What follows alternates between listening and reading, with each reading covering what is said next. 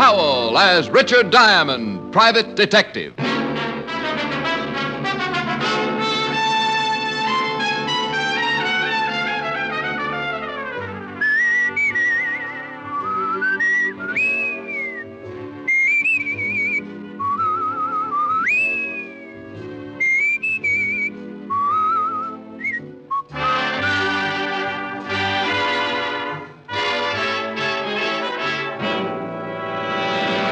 Here transcribed is Richard Diamond, private detective, starring Dick Powell.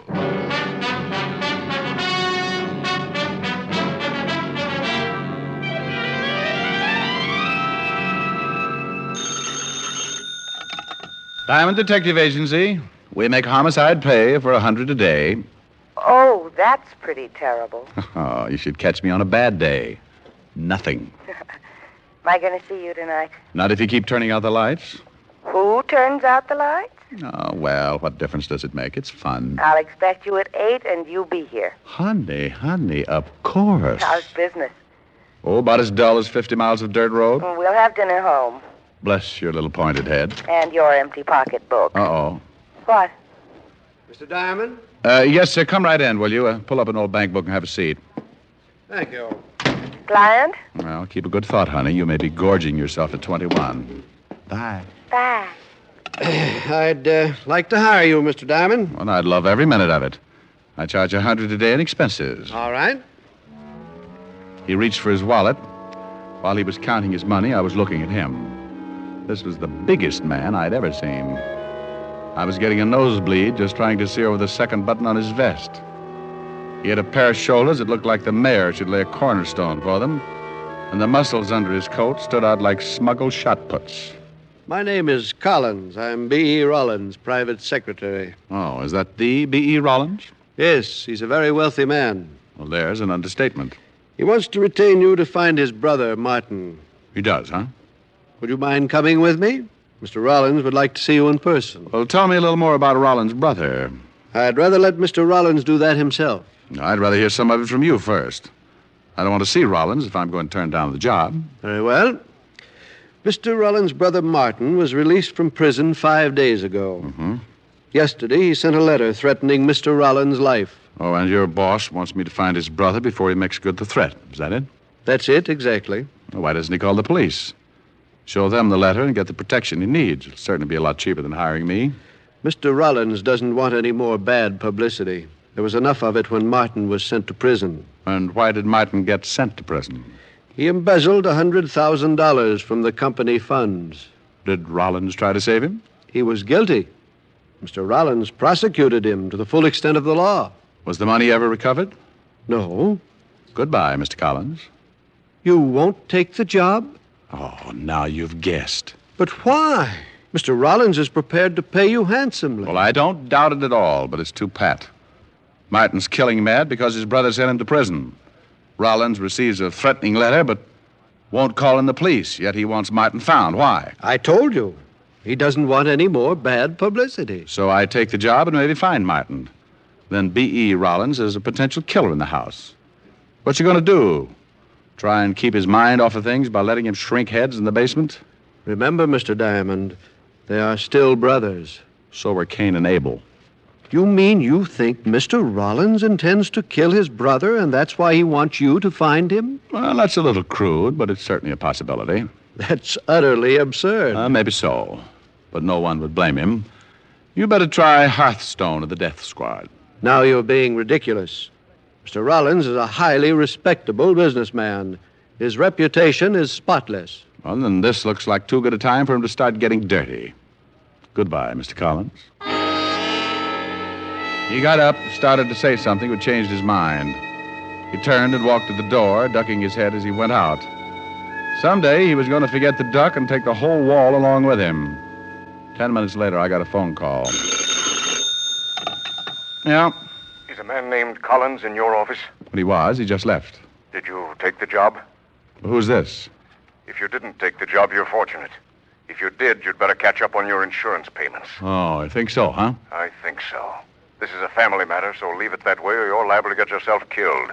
Look, would the Sherlock and me show if I deduced your name was Martin Rollins? Hello? Hello. When I brushed Collins out of my office with a quick no, I wouldn't have taken the job he'd offered me for a share in Manhattan Island. But when somebody starts threatening me, it's like telling a 5-year-old kid to stay away from the cookie jar. The quickest way to get me to do something is to tell me not to and try pushing me around. I looked up the Rawlins address, and in 20 minutes, my cab pulled up in front of a big old English house that looked like the summer training camp for the U.S. Mint. Yes? Why, Mr. Diamond. Tell Mr. Rawlins I want to see him, will you? Come in. I'm happy you've changed your mind. Just tell him I want to see him. He's in the garden. This way, please. We went through the big house and out through the glass doors into the garden. B.E. Rawlins was sitting in a chair feeding the birds. He was reaching his late 60s with the sour look of a man who didn't want to. As he threw the breadcrumbs out on the gravel walk, a big diamond on his little finger flashed in the afternoon sun.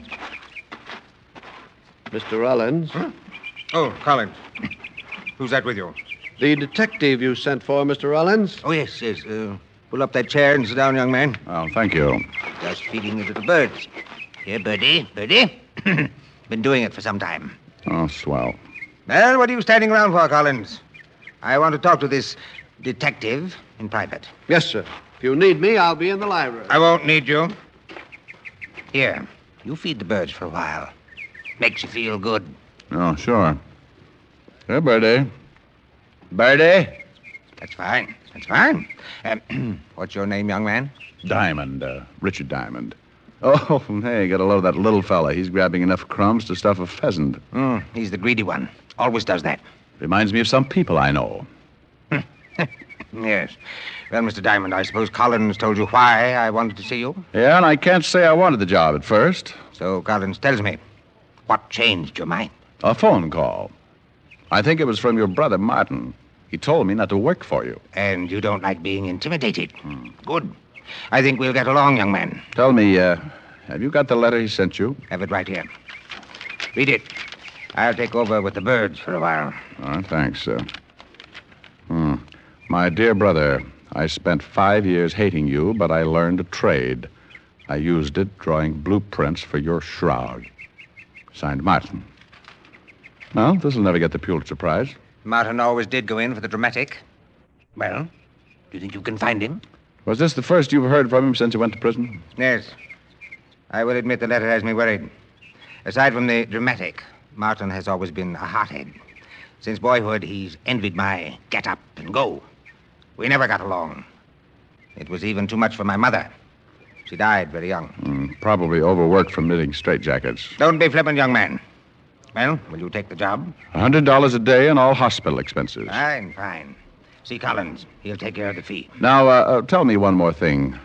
Can you think of anyone who might know where your brother is? Only one, and I'm not sure if she's even still in New York. She was going with Martin when he was caught. I only met her once, but I will say, if nothing else, my brother showed good taste. Yes, indeed. Well, that's nice. What was her name? Carter. Virginia Carter. Lived someplace in the village, I think, but that was 5 years ago. All right, thank you. Now, what about your secretary, Collins? Can you trust him? Collins is above reproach. He's been with me for 15 years. Knows everything about me. Almost a member of the family. Does he know anything more about Martin? No more than I do. Now I'm getting tired, and I want to finish feeding my birds. Good day, young man. Here, Birdie. Birdie! I left the old man sitting with his friends. He'd have one good deed to take along with him anyway. I went back to the glass doors, and a butler showed me the way to the library. But the cupboard was bare. Collins wasn't around. Collins! Collins! The shot had come from the direction of the garden, and I went back out in a hurry. Mr. Diamond! Mr. Diamond, over here! What's wrong, Collins? It's Mr. Rawlins. He's dead. B.E. Rawlins was sitting in the chair with a bullet hole just over the heart. His head was resting on his chest, and he still held the breadcrumbs in his hand. He seemed to be smiling like he knew he was going to be able to feed the birds for a long time now. Martin did it. He did? I saw the whole thing. I thought you were supposed to be in the library. I started out of the library and came around the other way. As I rounded the corner of the house, I saw Martin standing behind that tree. I started to yell, but he fired and climbed over the wall. Mr. Rawlins was dead when I reached him. Let's call homicide.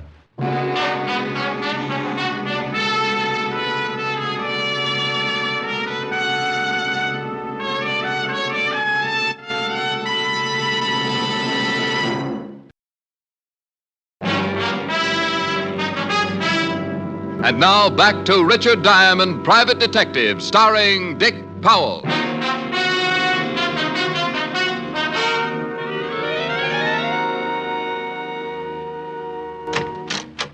Hello, Rick. Hi, you all. Well, the great private detective. What do you want the police force to do for you now? Get rid of one of their stupid sergeants? Now, I don't Oh, like... it is? Okay. Okay, yeah. This is Mr. Collins, Walt. Lieutenant Levinson, Mr. Collins. Hello, Mr. Collins. How do you do, Lieutenant? The body's in the garden. B. Rawlins, huh? Yep, big time. Rawlins Investments. That's right, Lieutenant. Any idea who killed him? But Mr. Collins here says it was Rollins' brother. That's right, Lieutenant. I saw Martin shoot Mr. Rawlins. There he is. Gee, on such a nice day, too. Isn't Otis a dream? Oh, such a one. Well, right over the heart. Otis, you go... What are you doing, Rick? It was a letter from his brother. A letter? Sure, I read it myself. Holy Ike, it's gone. We searched the whole garden for the incriminating letter and came up with a big fat zero.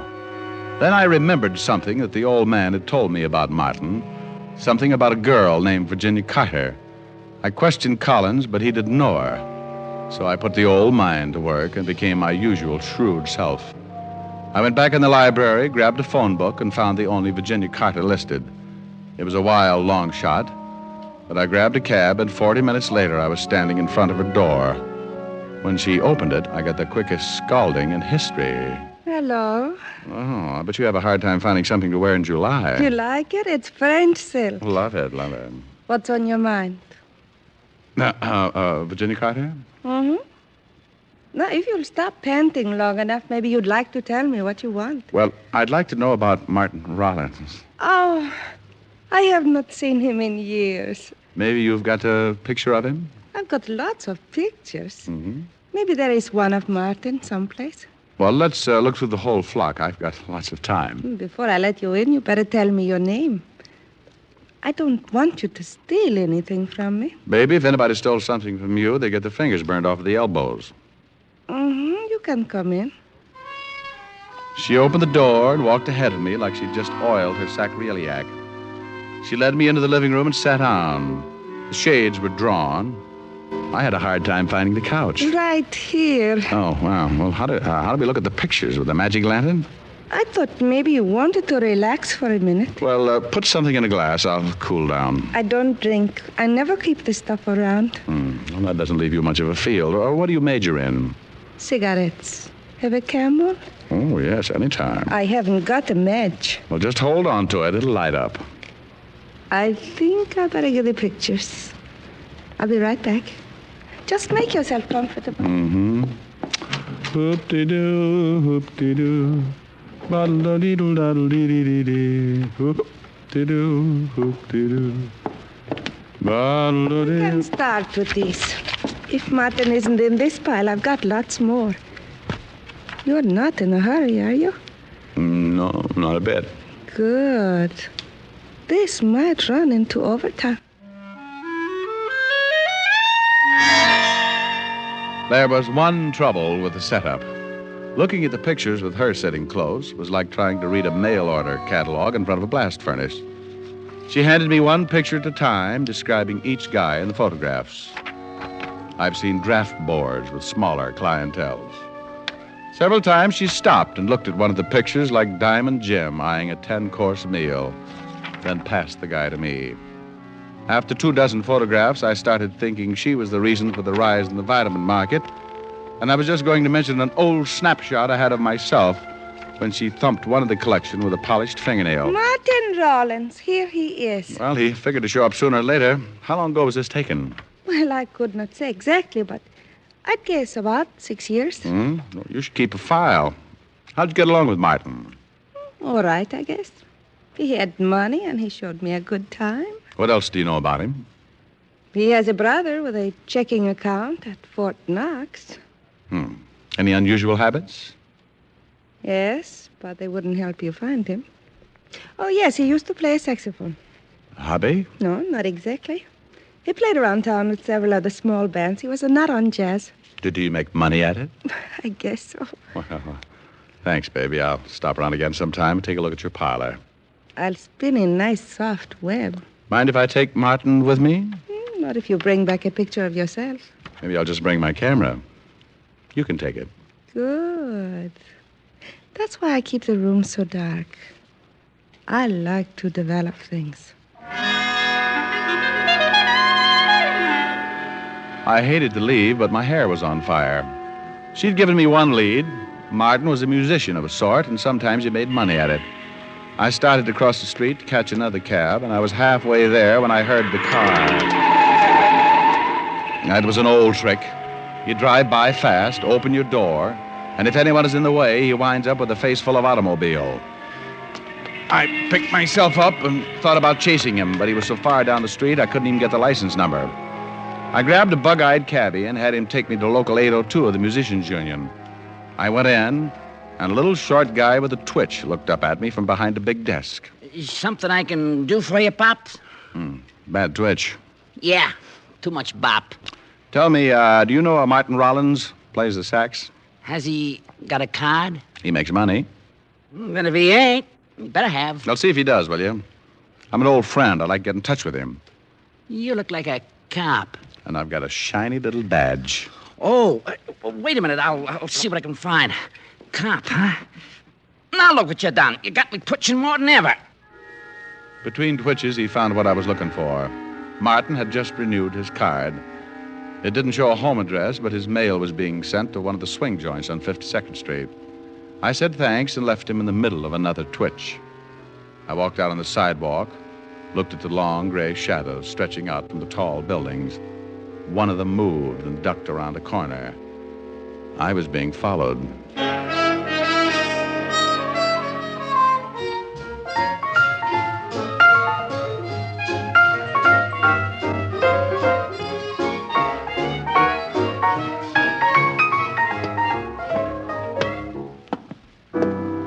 Hey, Fingers, can I bother you for a minute?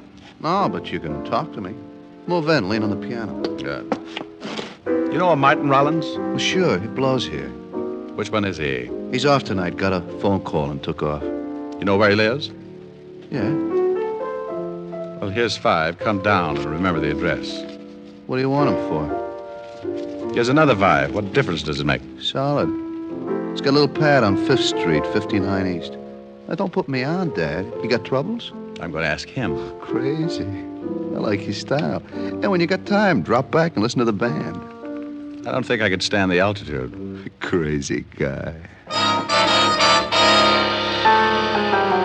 I went out fast, and 10 minutes later, I was standing in front of Martin Rawlins' apartment. I tried my knuckles and waited. I tried again and put my ear to the door. I didn't hear it at first because it was so faint. A light scraping sound like rope over wood. I tried the door.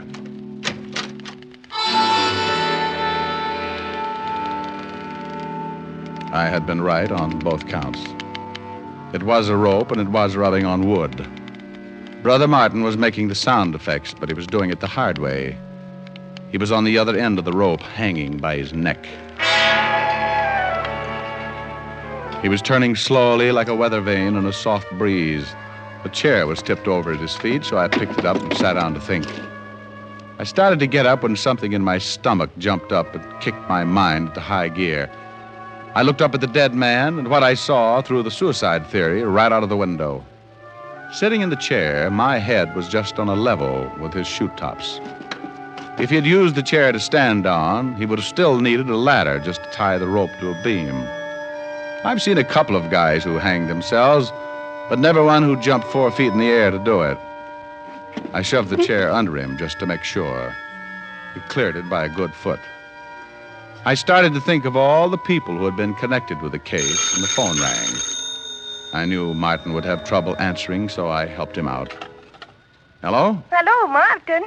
Well, he's tied up right now. Who is this? Well, hello, honey. Still collecting pictures? Oh, Hello? Hello?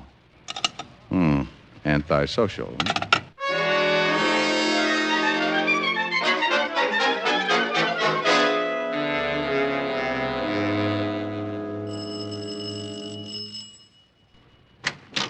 Well, Mr. Diamond, did you bring your camera? We'll play spin the bottle some other time.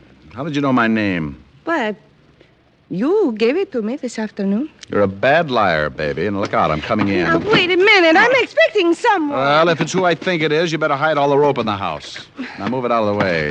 Oh, You heard from Collins yet? I don't know what you're talking about. Now get out of here. Collins, Rawlins' secretary, just killed Martin Rawlins. He stretched his neck out so far he started looking like an ad in National Geographic. What? Yes.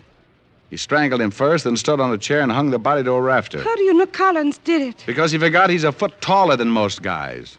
He gave Martin a boost, left him hanging too high. What's that got to do with me? Well, I think Collins knew I'd come to you. I think he promised you the moon if you fingered Martin Rawlins. He wanted to get Martin, but he wanted someone else to do it for him. He knew old man Rawlins would remember you and tell me. You're crazy. Oh, well, we'll see. How much did Collins promise you? He didn't promise me a thing. You don't think he's going to let you go on breathing when he finds out the law is after him? You're the only hole in his story. Wait a minute. He just left Martin waiting for oxygen. He's probably on his way here right now. He didn't say anything about killing Martin. I want to get out of this mess. Now, that's better. Tell me everything you can. Well, he met me about 3 months ago at a party. We started to see each other. One day he told me he was in some kind of trouble and asked me to help, and I said I would. He told me that he had been in a deal with Martin and that Martin had gone to prison for it. So Martin had come back and wanted his share, is that it? Yes. He promised me 50... It all happened in the time it takes you to change your mind. He must have come in through the kitchen and started shooting. She went down like a diver with a bends and died on her face. He was trying for me when I jumped to one side and knocked over the only light burning in the room. He came close, but the flash of his gun gave me his position, and I threw enough lead to start a pipeline. He stumbled back into the kitchen, but he was dragging it. I heard him drop, and I moved in after him. The moonlight slanted down through one of the windows and splashed out on the hard floor. He was lying in it, on his back, like he wanted to get that far anyway. Don't try again, Collins. I still feel like shooting. Forget it. No reason to kill you now. Before you close your eyes, tell me something. Better make it quick. Why didn't you go out and get Martin Rawlins yourself? Why hire me to find him? I didn't want anyone to know I was looking. You were the alibi. With Rawlins dead and Martin a suicide, you'd swear Martin killed the old man. Because Rawlins showed me the letter? You forged it? Yes. Yes, I shot Rawlins and took the letter. And you planted that phony call to my office? Yes. Well, you nearly got away with it, Collins. You just forgot how tall you were when you hanged Martin. I thought sure Martin was the one who was trying to run me down. I'm a rotten driver. How bad is it? You must have been a good cop. I caught all three. It should be raining out. Too nice a night to die. Not a cloud in the sky. Must be nice to look at. No. Keep standing up. You'll never see it from down here.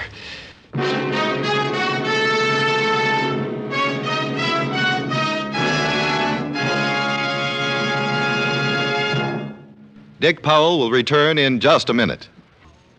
Now, until next week.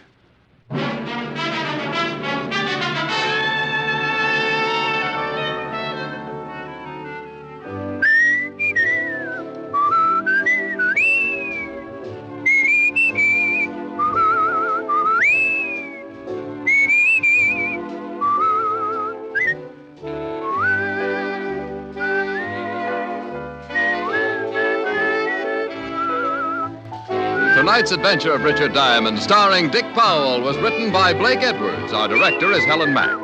Featured in tonight's cast were Virginia Gregg as Virginia and Ted Osborne as Rawlins. Tom Tully was Collins, Arthur Q. Bryan is Lieutenant Levinson, and Wilms Herbert Otis.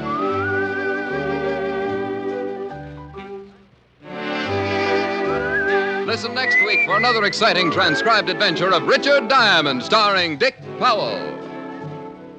This is the American Broadcasting Company.